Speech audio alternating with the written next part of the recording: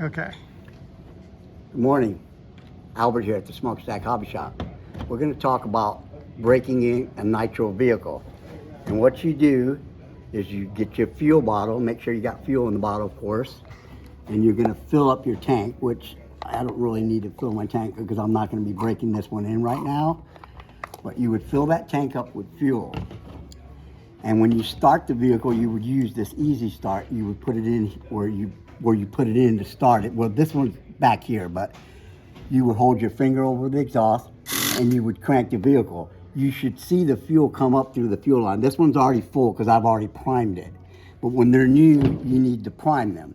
So anyway, when you get your first tank filled in there, you get it started up. You're going to run it at 1/4 of a throttle at 2 seconds and then stop. 2 seconds, stop. 2 seconds and stop till you get the whole tank run through except for a little bit on the bottom.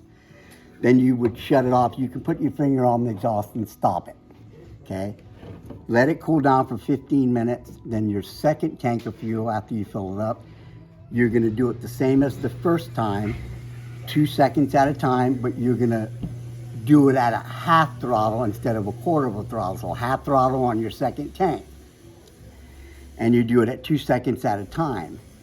Once you get done with that second tank, you're gonna let it cool down for 15 minutes. After that cools down for the 15 minutes, you would fill your tank up again for your third tank. On your third tank, you can go 3/4 of a throttle for 3 seconds. So 3 seconds, stop. 3 seconds, stop. The same way as you did the first and second tank. Your third tank will be, but it'll be 3/4 of a throttle instead of 1/4 and a half. So once you get the third tank done, you don't have to let it cool down like the first and second tank. After you run that third tank, you would fill it up again. You can do it immediately after you got done with the third tank. You could fill up the fourth tank. On the fourth tank, you're going to be going 3/4 of a throttle instead of a half. So you would go 3/4 of a throttle until like 3 seconds and then stop. 3 seconds and stop. Then you don't have to let it cool down. On your fourth tank of fuel, you fill it up the same way as you did the first, second, and third tank. But you're going to be running it at full throttle for 3 to 3.5 seconds, then stop. 3 to 3.5 seconds. If it shifts into second gear, because these have a second gear, you want it, don't keep it in second gear. Let off the throttle, let it and come to a stop, and then throttle it again and do it. If it keeps shifting, just stop immediately after it shifts on your fourth tank.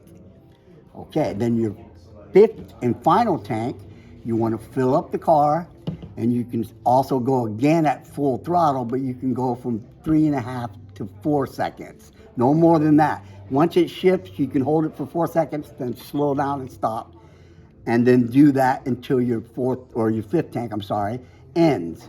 Then that should be your braking procedure on these. And if you don't follow these directions, you don't want to get the first tank in there and go wide open with it because you're going to damage these motors. And I don't usually run these if it's below 40 degrees because these like to be warmed up to get them to run properly. So that would be my suggestion to you is to make sure it's decently warm outside. They break in better that way. You can break them in a warm area if you're gonna keep them warm. And if you can, at the hobby store here, we sell a temperature gauge. You don't wanna let these get over 275 degrees is the top you want to let these get. They usually run like about 175 to 180 degrees when they're warming up.